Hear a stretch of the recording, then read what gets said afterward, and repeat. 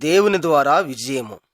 దేవుడు ఇశ్రాయేలీయుల శత్రువులను ధ్వంసము చేయుటకు సహాయము చేశాడు. వారి యొద్ద నుండి మనము కూడా నేర్చుకోగలము. అందుచేత ఈ క్యాసెట్ వినండి, మరియు మీరు ఈ శబ్దము వినినప్పుడు బాదాము రంగు గల పుస్తకములో తరువాత పటమును చూడండి. 1వ నెంబరు బొమ్మ. యెహోషువ అమాలేకులకు విరుద్ధముగా యుద్ధము చేయుట. నిర్గమకాండము 17వ అధ్యాయము 8 నుండి 13 వరకు. ఇశ్రాయేలు జాతికి సొంత దేశమనేది ఉండేది కాదు. వారు ఎడారి ప్రాంతములో తిరుగుచుండేవారు. మోషే వారికి నాయకుడిగా ఉండెను. అతడు తన సైన్యమంతటి మీద సైన్యాధిపతిగా యెహోషువను ఏర్పాటు చేశాడు. కొన్ని దినములు గడిచిన వెంటనే అమాలేకీయులు ఇశ్రాయేలీయుల మీద ఆక్రమణం చేశారు, అనగా దండెత్తి వచ్చారు. అందుకు మోషే, నీవు పోయి అమాలేకులతో యుద్ధము చేయమని యెహోషువతో చెప్పాడు. నేను దేవుని కర్రను చేతపట్టుకుని ఆ కొండ శిఖరం మీద నిలిచియుందును. మోషే దేవుని కర్రను పైకెత్తి ప్రార్థించినప్పుడు ఇశ్రాయేలీయులు గెలుచుచుండిరి. కాని మోషే చేయి మెల్లమెల్లగా బరువెక్కినందున చివరికి తన చేతిని దేవుని వైపు ఎత్తలేకపోవుచుండెను. మోషే దేవుని కర్రను పైకెత్తి ప్రార్థించినప్పుడు ఇశ్రాయేలీయులు గెలుచుచుండిరి. కాని మోషే చేయి మెల్లమెల్లగా బరువెక్కినందున చివరికి తన చేతిని దేవుని వైపు ఎత్తలేకపోవుచుండెను. అందుచేత 2 మనుష్యులు సాయంత్రం వరకును అతని చేతులను ఎత్తి పట్టుకొనెను. అప్పుడు దేవుడు అమాలేకులను ఓడించుటకు ఇశ్రాయేలీయులకు సహాయము చేశాడు.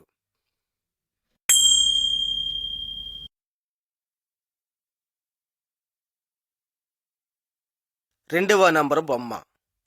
వేగుల వారు కానాను దేశమునకు ఫలమును తీసుకుని వచ్చుట. సంఖ్యాకాండము 13వ అధ్యాయము 1 నుండి 33 వరకు. ఇశ్రాయేలీయులకు కానాను దేశమును ఇచ్చిదనని దేవుడు ప్రతిజ్ఞ చేసెను. ఇశ్రాయేలీయులకు కానాను దేశమును ఇచ్చిదనని దేవుడు ప్రతిజ్ఞ చేసెను. అందుగురించి ఆ దేశమును చూచుటకు మోషే 12 మందిని వేగుల వారిని పంపెను. వారు 40 దినముల తరువాత తిరిగి వచ్చారు, మరియు వారు చూసినదంతయు వివరించి చెప్పారు. యెహోషువ మరియు కాలేబును చాలా మంచి సమాచారము తెచ్చారు. ఆ దేశము పాలుతేన్లు ప్రవహించే దేశమని వారు చెప్పారు. అనగా అక్కడ భూమి చాలా సారవంతమైనది. మేము అక్కడి నుండి కొన్ని ఫలములు తెచ్చితిమి. అక్కడ నివసించు ప్రజలు మిక్కిలి బలవంతులు, అయినను వారికి మనము భయపడవలసిన పని లేదు అని చెప్పారు. దేవుడు మనల్ని ప్రేమించినట్టయితే ఆయన మనకు ఈ దేశము తప్పకుండా ఇస్తాడు అని చెప్పాడు. అయితే తక్కిన వారు మాత్రం చెడ్డ సమాచారము తెచ్చారు. కానాను దేశం యొక్క జనులు దానవుల లాంటి వారు, అనగా వారి మిక్కిలి ఉన్నత దేహులని వారు చెప్పారు. వారు కానాను దేశంలో ప్రవేశించుటకు ఇశ్రాయేలీయులను చాలా భయపెట్టారు. అందుచేత దేవుడు వారి మీద కోపగించెను. కారణం, ఆయన మీద వారు ఆధారపడలేదు. కాబట్టి ఆయన వారిని మరలా ఎడారి ప్రాంతములో 40 సంవత్సరములు ఉంచెను. అందులో ఎవరైతే దేవుని నమ్మలేదో వారందరూ ఎడారి ప్రాంతములోనే చనిపోయారు.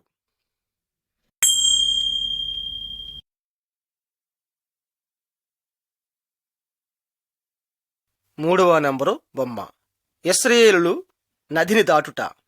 యెహోషువ 3:1 నుండి 17 వరకు. మోషే మరణించిన తరువాత యెహోషువ ఇశ్రాయేలీయులకు నాయకుడాయెను. అప్పుడు దేవుడు యెహోషువతో ఇలా అన్నాడు, ఇప్పుడు నీవును సమస్త ఇశ్రాయేలీయులందరూ కూడా ఈ నదిని దాటి ఏ దేశంలో నేను మీకు ఇయ్యబోచున్నానో ఆ దేశంలో ప్రవేశించుటకు సిద్ధపడుడి. ఏమి చేయవలనో అది కూడా దేవుడు వారికి చెప్పాడు. యాజకుల యొక్క ఒక విశేషమైన ఒక పెట్టి ఉంది. దాని పేరు నిబంధన మందసము. దీనిలోనే దేవుడిచ్చిన నిబంధనలు ఉండేవి. దేవుడు ఈ పెట్టిని మోసుకుంటూ వారిని నదిలో బడి వెళ్ళమని చెప్పెను. నదిలోని చాలా నీరుండేది. ఎప్పుడైతే యాజకులు నదిలో కాళ్ళు పెట్టారో నదిలోని నీరు ఆరిపోయెను. యాజకులు నది మధ్యన నిలబడి ఉన్నారు. మరి తక్కిన వారందరూ నదిని దాటి కానాను దేశంలో ప్రవేశించారు.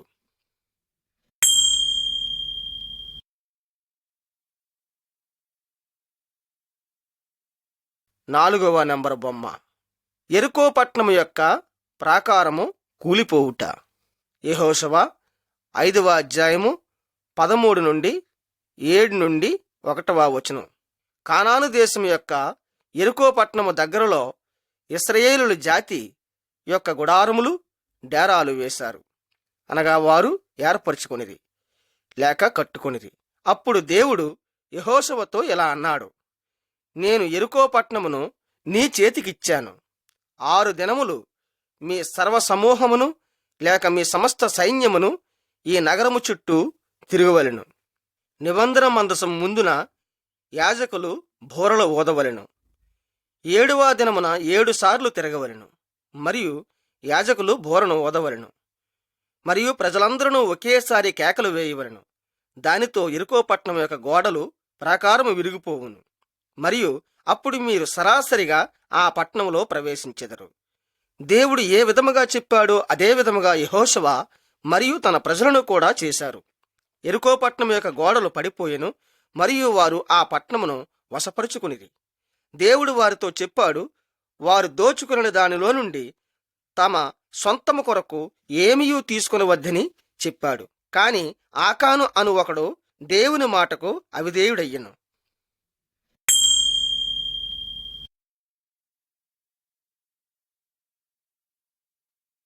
5వ నెంబరు పటము. ఇశ్రాయేలీలు హాయి నగరము నుండి పారిపోవుట. యెహోషువ 7వ అధ్యాయము 1 నుండి 12 వరకు. యెరికో నగరము దగ్గరలో ఇశ్రాయేలీయులకు ఇంకొక శత్రువులుండేవారు. వారు హాయి పట్టణస్థులు. యెహోషువ ఈ పట్టణమునకు కూడా వశము చేసుకొనవలెను. అందుచేత అతను ఆ పట్టణములోనికి గూఢచారులను అనగా గుప్తచారులను పంపించెను. ఆ గూఢచారులు వచ్చి హాయి పట్టణంలో చాలా తక్కువ మంది నివసించుచున్నారని చెప్పారు. అందుచేతను సమస్త సైన్యమును వెళ్ళనక్కర్లేదని చెప్పారు. కాబట్టి యెహోషువ తక్కువ మందిని సైన్యాన్ని యుద్ధము చేయుటకు పంపించాడు. అయితే హాయి నగరము యొక్క మనుష్యులు వారికంటే మిక్కిలి బలవంతులయ్యుండెను. అందుచేత కొంతమంది సైనికులు చనిపోయారు. మరి తక్కిన వారు ఏదో ఒక విధముగా తప్పించుకొని పారి వచ్చారు. దుఃఖముతోనూ నిరాశతోనూ యెహోషువ దేవుని దగ్గర వంగి ప్రార్థించాడు. కాని దేవుడు అన్నాడు గదా, ఇశ్రాయేలీయులు పాపము చేశారు, వారు దొంగతనము చేసి అబద్ధమాడారు అని అన్నాడు. అందుగురించి వారు శత్రువుల ఎదుట నిలబడలేకపోయారని దేవుడు యెహోషువతో అన్నాడు.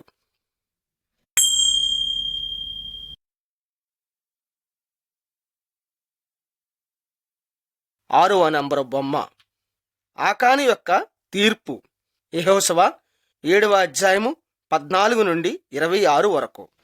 యెహోషువ ఇశ్రాయేలీయులను అందరినీ దేవుని యొద్దకు రప్పించెను. దేవుడు ఆకానును అనగా బయలుపరిచాడు. యెహోషువ ఆకానును ఇలా అడిగెను, చెప్పు, నీవేమి చేశావు? ఆకానును అన్నాడు, నిజముగా నేను దేవునికి విరుద్ధముగా పాపము చేశాను అని అన్నాడు. నేను యెరికో పట్టణం యొక్క దోపుడు సొమ్మును చూసినప్పుడు అందులో నుండి ఒక అందమైన వస్త్రమును, ఒక వెండి ముక్కను, ఒక బంగారపు ముక్కను ఆశించి తీసుకున్నాను అని అన్నాడు. అప్పుడు కొందరు వెళ్లి ఆకాను యొక్క డేరాలో నుండి ఆ వస్తువులన్నీ పట్టుకుని వచ్చారు. అప్పుడు ఆకానుకు దేవుని యొక్క ఆదేశ ప్రకారముగా మరణదండన విధించారు. ఈసారి దేవుడు తన కోపమును తగ్గించుకుని ఇలా అన్నాడు, నీ సమస్త సైన్యమును తీర్చుకొని హాయి నగరం మీదకి పోయి దానిని ముట్టడించుము. భయపడవద్దు, కారణం ఈ నగరం మీదే అగును. అప్పుడు ఇశ్రాయేలీయులు దేవునికి లోబడి హాయి నగరం పైన దండెత్తి దానిని వశపరుచుకున్నారు.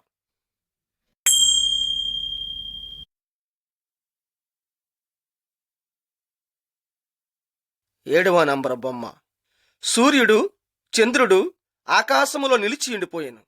యెహోషువ 10వ అధ్యాయము 1 నుండి 14 వరకు చూడగలం. కానాను దేశం యొక్క దుష్టజనులందరూ ఇశ్రాయేలీయులను భయము చేత మిక్కిలి భీతి చెందారు. వారి యొక్క 5 గోత్రముల వారును కలిసి ఇశ్రాయేలీయులతో యుద్ధము చేయుటకు వచ్చారు. కాని దేవుడు అన్నాడు గదా, యెహోషువా, నీవు భయపడకము, ధైర్యముగా నుండుము అన్నాడు. నీవు భయపడకము. అప్పుడు యెహోషువ వారితో యుద్ధము చేయుటకు తలపడగా వారు భయముతో పారిపోయారు. దేవుడు వారి మీద గొప్ప రాళ్ల వర్షమును లేక వడగండ్లను కురిపించెను. వారితో దినమంతయు యుద్ధము జరిగింది. అప్పుడు యెహోషువ అన్నాడు, సూర్యుడా, నీవు ఆకాశములో నిలువుము. అప్పుడు దేవుడు సూర్యుణ్ణి చంద్రుణ్ణి కూడా ఆకాశములో దినమంతా ఆపివేశాడు. ఇశ్రాయేలీయులు తమ శత్రువులను సంపూర్ణముగా ఓడించే వరకు ఆపివేశాడు. ఈ విధముగా ఇంకెప్పుడునూ జరగలేదు. దేవుడు ఇశ్రాయేలీయులకు కానాను దేశం యొక్క సమస్త దుష్టజనులను జయించుటకు ఈ విధముగా సహాయము చేశాడు.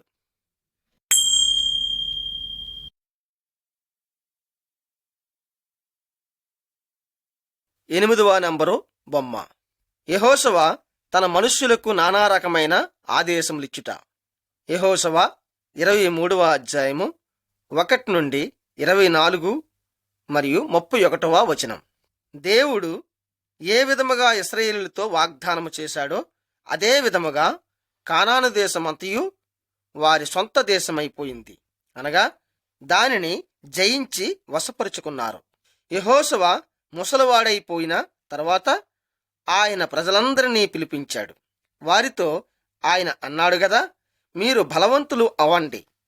దేవుని నిబంధనలు ఏవైతే ఉన్నాయో రాయబడిన ప్రకారముగా మీరు వాటిని పాటించుటకు జాగ్రత్త కలిగి ఉండండి. ఒకవేళ మీరు ఇతరమైన దేవతలను గాని ఆరాధించినట్లయితే లేక పూజించినట్లయితే దేవుడు మీకిచ్చిన ఈ అందమైన మంచి దేశములో మీరు నివసించకుండా నశించిపోతారు అన్నాడు. అందు గురించి ఈ దినమే మీరు నిర్ణయించుకోండి, ఎవరిని మీరు సేవిస్తారు మరియు అనుసరిస్తారు అని అడిగాడు. స్నేహితులారా, దేవుడు యెహోషువతోనూ ఇశ్రాయేలీయులతోనూ ఏ ప్రతిజ్ఞలు చేశాడో అవన్నీ ఆయన నెరవేర్చాడు. ఆయన వారికి ఒక సొంత దేశంను ఇచ్చి తన సొంత ప్రతిజ్ఞను నెరవేర్చుకున్నాడు. మన యొక్క శత్రువు సాతాను, కాని మనకు ఒక మహానాయకుడు ఉన్నాడు. ఆయన సాతానుని జయించాడు లేక ఓడించాడు. అతని పేరు యేసుక్రీస్తు. మనము తప్పక ఆయనను సన్మానించాలి మరియు ఆయనను సేవించాలి. కాబట్టి ఈ దినమే నీవు నిర్ణయించుకో, నీవెవరిని సేవిస్తావు, యేసుక్రీస్తునా లేక సాతానున్నా?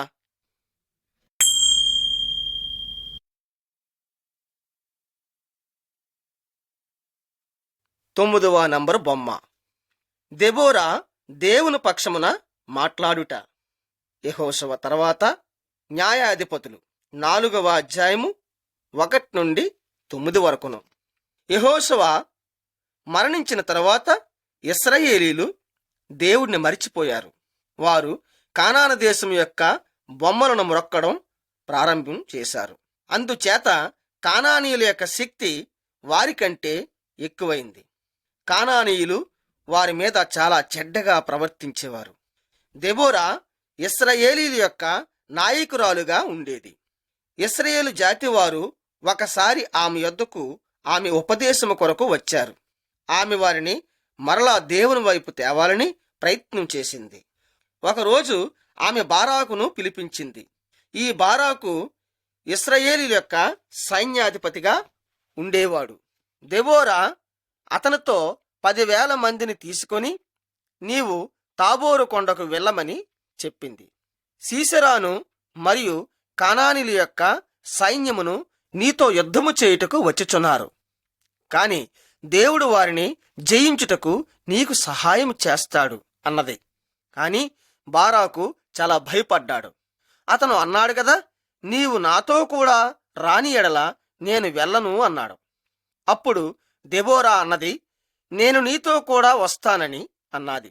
కాని దేవుడు సీసెరానును ఒక ఆడదాని దగ్గర, స్త్రీ దగ్గర ఓడించుట ద్వారా నీకు ఎటువంటి సన్మానమును కలగదు సుమా అన్నది.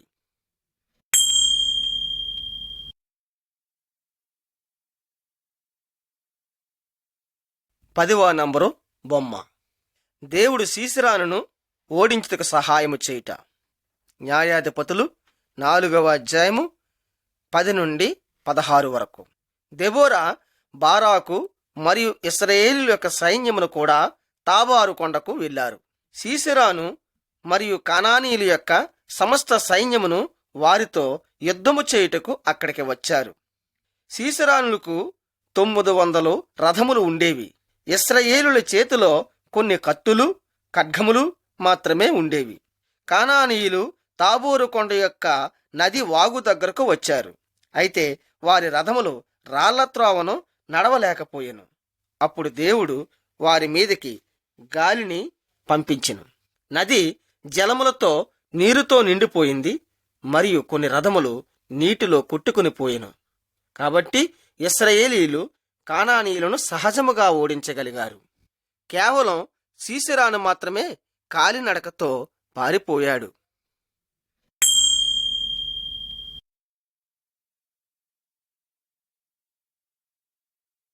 11వ నంబరు బొమ్మ.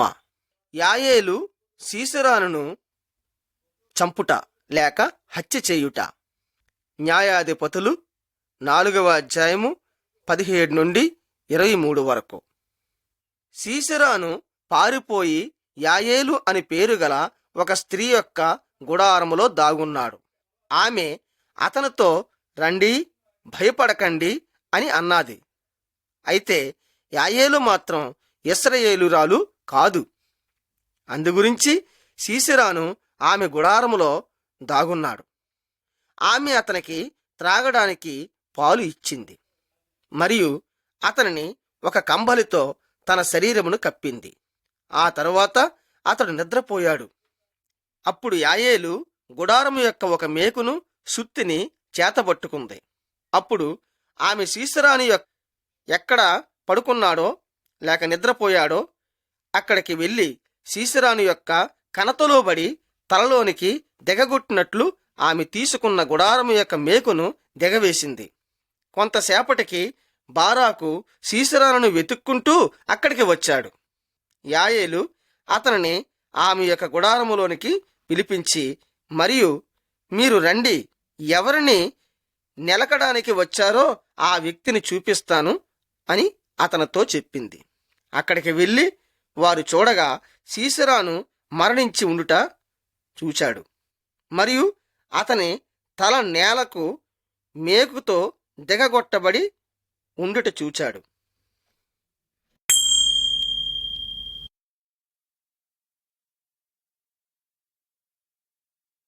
12వ నంబరు బొమ్మ. ఇశ్రాయేలీయులు ఆనందించారు. న్యాయాధిపతులు 5వ అధ్యాయము 1 నుండి 31 వరకు. దేవుడు ఆకానీయులను జయించుటకు ఇశ్రాయేలీయులకు ఈ సహాయం చేశాడు. దెబోరా మరియు బారాకును దేవునికి ధన్యవాదములు చెల్లించుటకు ఒక గానం చేశారు. ప్రజలు కూడా నానా రకంగా ఆనందించారు. దెబోరా లాంటి ఒక నాయకురాలు దొరికినందుకు వారు చాలా ఆనందించారు. ఆమె వారికి తల్లిలాగా ఉండేది. మరియు ఇశ్రాయేలీయులు కూడా ధన్యవాదములు చెప్పారు. అబార్పుచ్చి వారు యాయేలుకు కూడా ధన్యవాదములు చెప్పారు. కారణం ఆమె సీసెరానుకు ఎటువంటి భయపడలేదు. కాబట్టి దేవుడు ఈ ఇద్దరి స్త్రీలను ఇశ్రాయేలు జాతిని, ఇశ్రాయేలీయులను రక్షించుటకు వాడుకున్నారు. స్నేహితులారా, ఎవరినైతే బలహీనులని అనుకుంటారో అట్టివారిని కూడా బలవంతులను చేసి బలవంతులను ఓడించుటకు లేక జయించుటకు దేవుడు వాడుకుంటాడు. దేవుడు యేసును పంపించెను. ఎందుకనగా ఆయన సాతానును ఈ లోకములో ఓడించాలని లేక జయించాలని. అయితే దుష్టజనులు యేసుని శిలువ మీద చంపేశారు. వారు అనుకున్నారు యేసుకి ఇంక ఎటువంటి శక్తి ఉండదని. కాని దేవుడు మరణము నుండి ఆయనను మరలా లేపాడు. యేసు సాతానుని మరియు వాడి సకల దుష్టాత్మలను కూడా ఓడించేశాడు. ఎవరైతే దేవుని నమ్ముతారో మరియు ఆయన మీద ఆధారపడతారో అట్టి వారికందరికీ యేసు బలమును, ధైర్యమును మరియు అనంత జీవమును కూడా ఇయ్యగలడు. కావున రండి, మనము ఆయన పాట పాడి ఆనందించుదాం. ఏ విధంగా అయితే ఆనాడు ఇశ్రాయేలు జాతి వారు చేశారో అదే విధముగా మనమును చేద్దాం. మరియు నిజమైన దేవుణ్ణే మనం స్తుతించుదాం లేక ఆరాధించుదాం.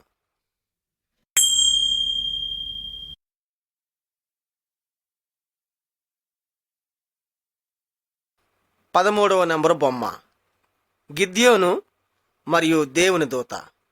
న్యాయాధిపతులు 6వ అధ్యాయం 1 నుండి 24వ వచనం.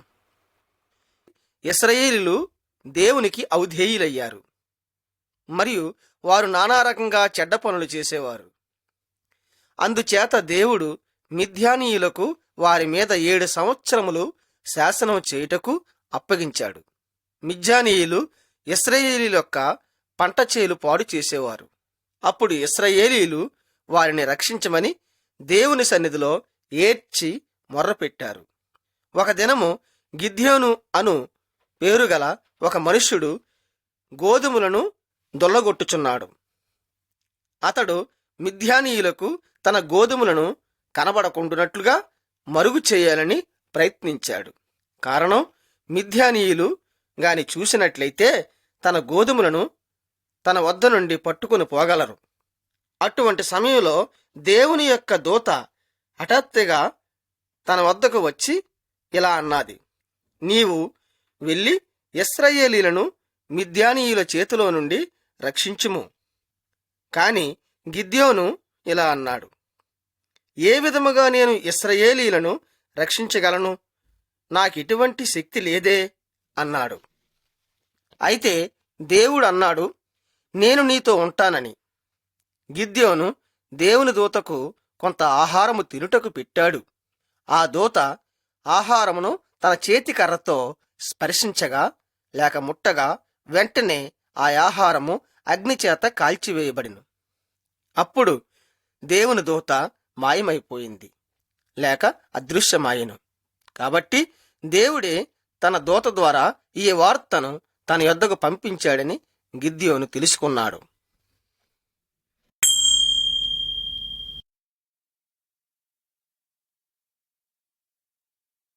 14వ నంబరు పటము.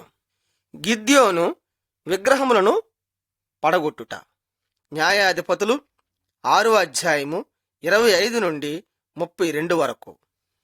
గిద్యోను యొక్క వంశము వారు కానాను దేశపు విగ్రహములను పూజించేవారు.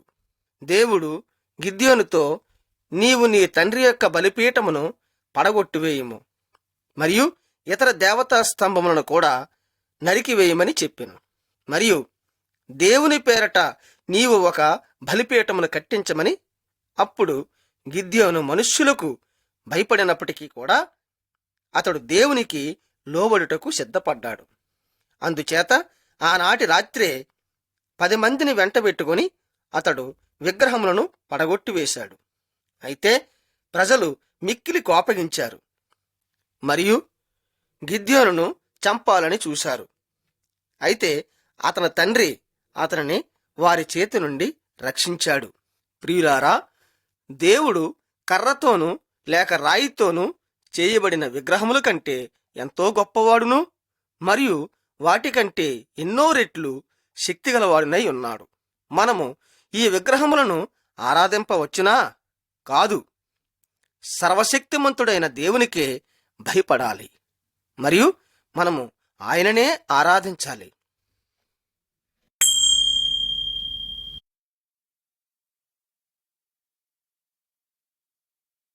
15వ నంబరము బొమ్మ. గిద్యోను యొక్క సైనికులు నీటిని త్రాగుట. న్యాయాధిపతులు 7వ అధ్యాయము 1 నుండి 7 వరకు. గిద్యోనీయులు ఇశ్రాయేలీయులతో యుద్ధము చేయుటకు వారందరూ కలిసిపోయారు. గిద్యోను ఇశ్రాయేలీయుల్లో నుండి ఒక సైనిక దళమును ప్రక్షేకపరిచాడు. కాని దేవుడు గిద్యోనుతో, నీ జనులు చాలా ఎక్కువైపోయారని చెప్పాడు. కాబట్టి వీరిలో నుండి యుద్ధము చేయుటకు భయపడు వారందరూ తిరిగిపోవచ్చును అని ఈ మాట ఆలకించి చాలామంది జనులు వారి వారి గృహములకు తిరిగి వెళ్ళిపోయారు. దేవుడు మరలా గిద్యోనుతో, ఇంకా నీ జనులు చాలా ఎక్కువగా ఉన్నారని అన్నాడు. వీరందరినీ ఆ నది యొద్దకు తీసుకుని వెళ్ళుము, నేను అక్కడ వారిని పరీక్షించెదను అని అన్నాడు. అప్పుడు గిద్యోను వారందరినీ కొండ యొక్క నదిలో నీరు త్రాగుటకు ఆ నది దగ్గరకు తీసుకుని వెళ్ళాడు. వారిలో చాలామంది కుక్క ఏ విధముగా నీరు త్రాగుతాదో అదే విధముగా మోకాళ్ళూని నీరు త్రాగారు. కేవలం 300 మంది మాత్రమే చేతితో తీసుకొని నీరు త్రాగారు. అప్పుడు దేవుడు ఎవరైతే చేతితో తీసుకొని నీరు త్రాగారో ఆ 300 మందితోనే నేను మిద్యానీయులను ఓడించదనని గిద్యోనుతో అన్నాడు.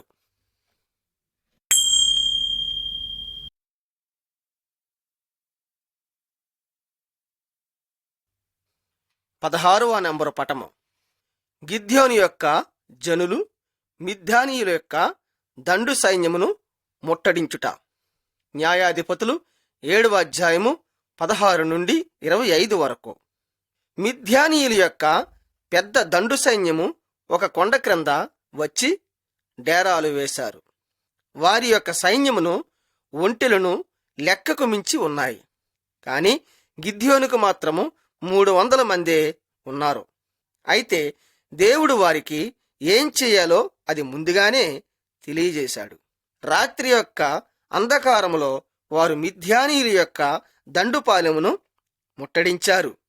గిద్యోను వారి ప్రతి ఒక్కరికి ఒక్కొక్క బోరను, ఒక్కొక్క దివిటీని మరియు ఒక్కొక్క వట్టి మంటి కుండను వారి చేతికిచ్చాడు. వారందరూ కలిసి ఒకేసారి కేకలు వేసి లేచారు. వారు బోరలను ఊదారు మరియు ఆ మట్టి కుండను పెద్ద శబ్దము వచ్చినట్లు పగలగొట్టారు. వారు పెద్ద కేకలు వేయిచు లేచి ఇలా అన్నారు, దేవుని గురించి మరియు గిద్యోని గురించి అని కేకలు వేశారు. మిద్యానీయులు అందుకు మిక్కిలి ఆశ్చర్యం అయిపోయారు, గాబరా అయిపోయారు. వారందరూ హఠాత్తుగా లేచి వారిలో వారే ఒకరిని ఒకరు చంపుకొనుట మొదలుపెట్టారు. ఆ తరువాత వారు వారి యొక్క డేరాలను లేక గుడారములను వదిలి పారిపోయారు. ఈ విధముగా ఇశ్రాయేలీయులు వారిని ఓడించారు లేక జయించారు. ప్రియులారా లేక స్నేహితులారా, గిద్యోను యొక్క సైన్యములాగా మనము కూడా సంఖ్యలో తక్కువగాను మరియు బలహీనముగాను కనబడవచ్చును. అయినప్పటికీ దేవుని యొక్క సహాయము చేత మనము చాలా పెద్ద పెద్ద శత్రువులను కూడా ఓడించగలము.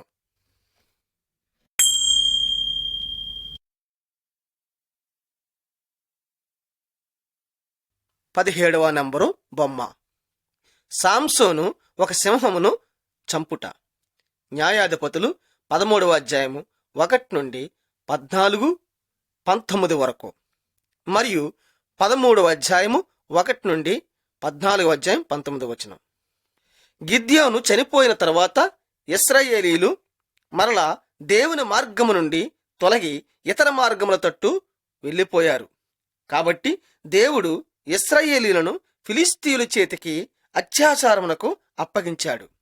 ఆ తర్వాత దేవుడు ఇశ్రాయేలీయులను రక్షించుటకు ఒక నాయకుడిని పంపించాడు. అతని పేరు ఏమనగా సాంసోను.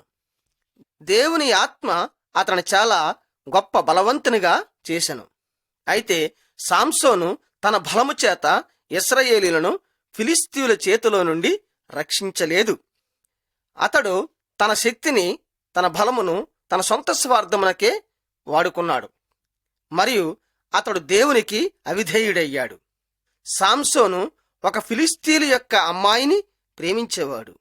అందుకు అతడు తన తండ్రితో ఆ అమ్మాయిని తన కొరకు తీసుకురమ్మని చెప్పాడు.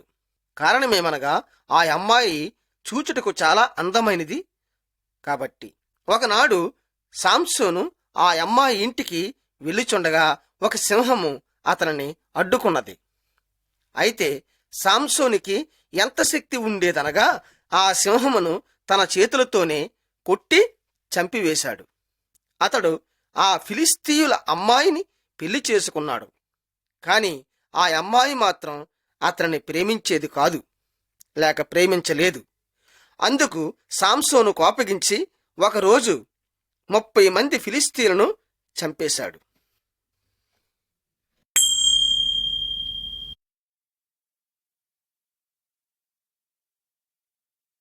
18వ నెంబరు బొమ్మ. సాంసోనును మరియు అగ్నిచేత కాల్చివేయబడిన నక్కలను. న్యాయాధిపతులు 15వ అధ్యాయము 1 నుండి 17 వరకు. సాంసోను ఫిలిస్తీయుల యొద్ద నుండి తన భార్యను తీసుకుని వచ్చుటకు మరలా వెళ్ళాడు. కాని అతని భార్య తండ్రి ఆమెను ఇంకొకరికిచ్చి వివాహం చేశాడు. అప్పుడు సాంసోను అన్నాడు గదా, ఈసారి నేను ఇంకా ఎక్కువ వాళ్ళ మీద పగ తీర్చుకుంటానని అన్నాడు. అప్పుడు అతడు పొలములోనికి వెళ్ళి 300 నక్కలను పట్టుకున్నాడు. మరియు ఒకదాని తోకతో ఇంకొక దాని తోకను కలిపి కట్టాడు. మరియు ఆ తోకల మధ్య దివిటీలను ముట్టించి కట్టాడు. కాలుచున్న దివిటీలతో కట్టిన ఆ నక్కలను ఫిలిస్తీయుల యొక్క గోధుమ పంట చేలలోనికి వదిలిపెట్టాడు. ఆ నక్కలు గోధుమ పంట చేలలో పడి పరుగులు ఎట్ట మొదలుపెట్టసాగాయి. ఆ విధముగా అగ్నిచేత ఆ గోధుమ చేలన్నీ కాలిపోయాయి. అందుచేత ఫిలిస్తీయులు సాంసోను మీద మిక్కిలి కోపగించారు మరియు అతనిని చంపాలని కూడా చూశారు. కాని సాంసోను గాడిద యొక్క దవడ చింకును పట్టుకొని 1,000 మంది ఫిలిస్తీయులను చంపివేశాడు.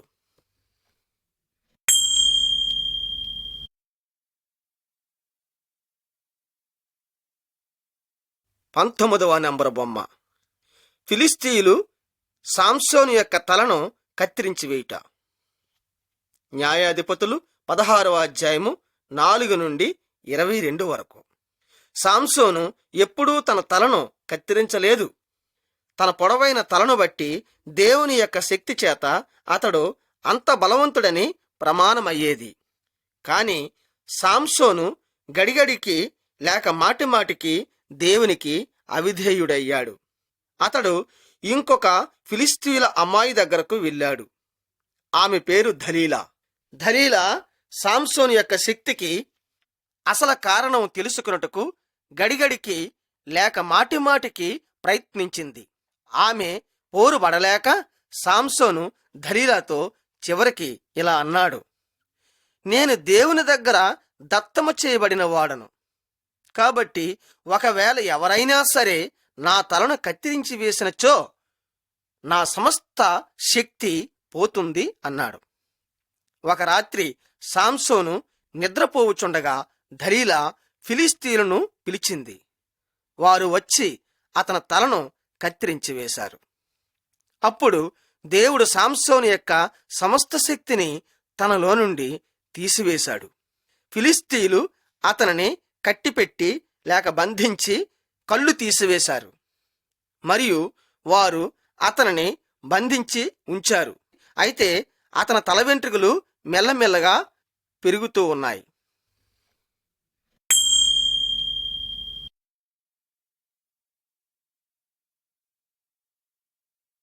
20వ నంబరు బొమ్మ. సాంసోను ఫిలిస్తీయులను ధ్వంసము చేయుట.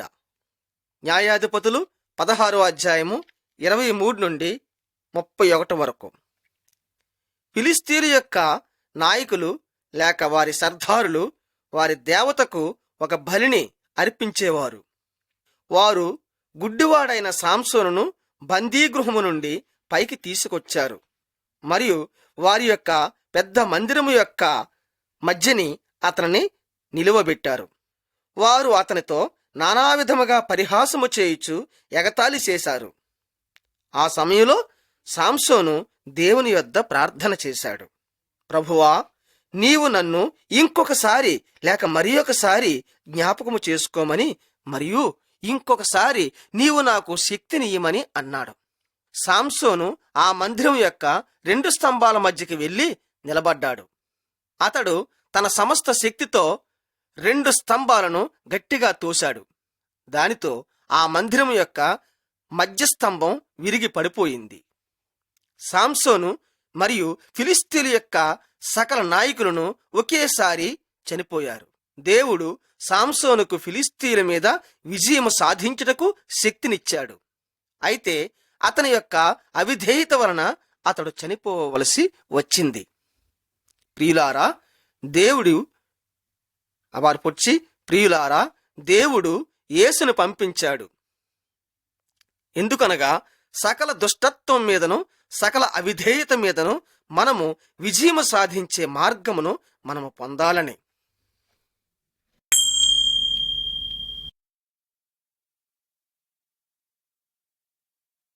21వ నంబరు పఠము. యేసు అపవిత్రాత్మను వదలగొట్టుట. లూకా సువార్త 8వ అధ్యాయము 26 నుండి 39 వరకు. గిద్యోను, సాంసోను మరణించిన అనేక సంవత్సరాల తర్వాత యేసుక్రీస్తు ఇశ్రాయేలు దేశమునకు వచ్చాడు. ఒక దినం ఆయన ఒక అపవిత్రాత్మలు పట్టిన మనిషిని చూశాడు. ఆ వ్యక్తి యేసును చూసి, ఓ సర్వోన్నతుడైన దేవుని కుమారుడైన యేసు, నాతో నీకేమి పని అని నమస్కరించి అన్నాడు. ఎందుకనగా ఆ ఆత్మలకి తెలుసును యేసు ఎవరన్న సంగతి. అప్పుడు యేసు ఆ అపవిత్రాత్మలకు అతనిలో నుండి బయటకు పొమ్మని ఆదేశించాడు. అప్పుడు ఆ ఆత్మలు దగ్గరలోనున్న పందుల మందలో ప్రవేశించాయి. అప్పుడు పందులు పరిగెత్తుకుని పోయి దగ్గరలోనున్న సముద్రములో పడి మునిగిపోయి చచ్చినాయి. యేసుకు అపవిత్రాత్మల మీద కూడాను సాతాను మీదను అధికారం ఉన్నట్లు ప్రజలు చూశారు లేక గ్రహించారు. అంతేగాక అపవిత్రాత్మలు కూడా అతని మాట విని అతనికి లోబడి ఉండేవి.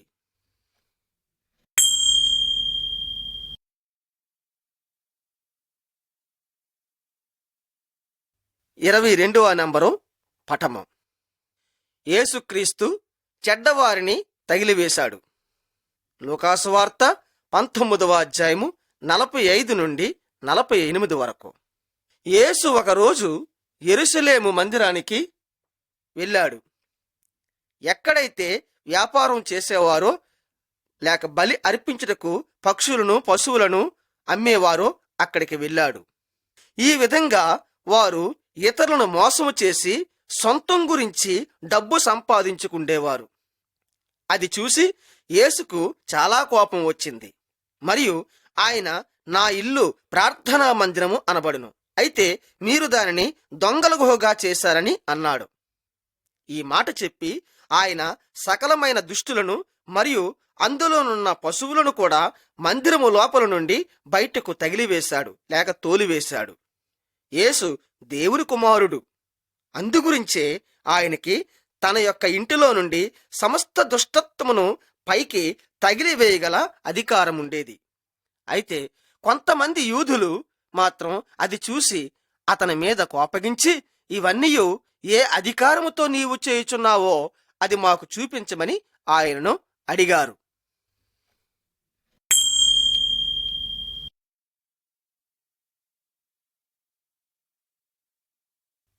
23వ నంబరు బొమ్మ. మరణం తర్వాత కూడా యేసు జీవించుట. మత్తయి 28వ అధ్యాయము 16 నుండి 20 వరకు. ఆ యూదులు యేసును చంపేశారు. వారు ఆయనను కర్రతో చేయబడిన శిలువకు మేకులతో దెగ్గొట్టి వ్రేలాడదీశారు. ఆ విధముగా ఆయన చనిపోయారు. అయితే యేసు 3 దినముల తర్వాత మరల సజీవుడయ్యాడు. దేవుడు యేసుకు మరణం మీద జయమును పొందుటకు శక్తినిచ్చాడు. అయితే ఆయన ఇంకెప్పుడూ చనిపోడు. అప్పుడు ప్రజలందరూ చూశారు మరియు నిజముగా ఆయన దేవుని కుమారుడని అన్నారు. యేసు తన శిష్యులతో, పరలోకమందున భూలోకమందున సర్వాధికారము నాకు ఇయ్యబడి ఉన్నదని చెప్పాడు. కావున భూలోకమంతటా మీరు వెళ్ళండి మరియు మనుష్యులందరినీ నాకు శిష్యులుగా చేయండి అని అన్నాడు.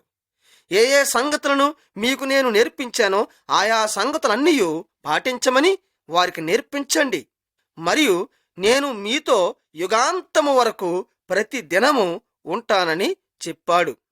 సాతాను యొక్క పాపమును మరణమును జయించుటకు యేసు శక్తిమంతుడై ఉన్నాడు. ఎవరైతే ఆయనను అనుసరిస్తారో వారికందరికీ ఆయన ఆత్మీకమైన శక్తినిస్తాడు మరియు జీవమునిస్తాడు. ఆయన కోరుచున్నాడు మనము ఈ మాటలను ఎల్లప్పుడూ ఇంకా అనేక మంది అన్యుల యొద్దకు వెళ్ళి చెప్పాలని కోరుచున్నాడు.